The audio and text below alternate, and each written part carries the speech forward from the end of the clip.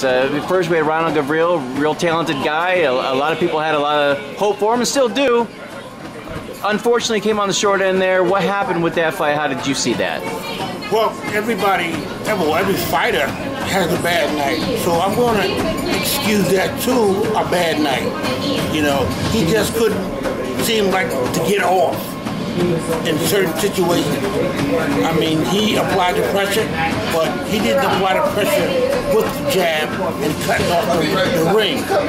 And he realized that. So it's part of a learning experience. So you're not swayed in any way as far as the potential goes, you know, as far as where he can be at some point? Not at all.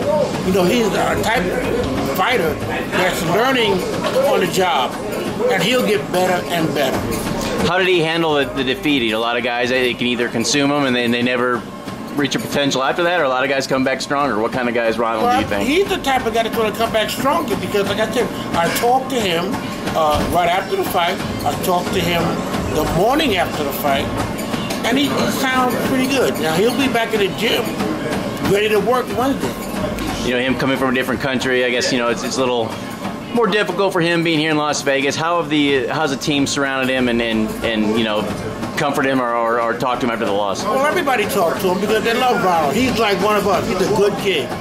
You know, he comes from another country, Romania, all the way to the United States to learn how to fight, to become world champion. And he's been doing good. You know, if he's not knocking him out, he's hurting him real bad. Listen, you run into an obstacle every now and then, but I'm sure that he'll overcome that, even with a rematch. And then he has, you know, a couple guys in the team. You know, what we talked earlier, Mickey Bay had a loss and came back a couple fights, world title.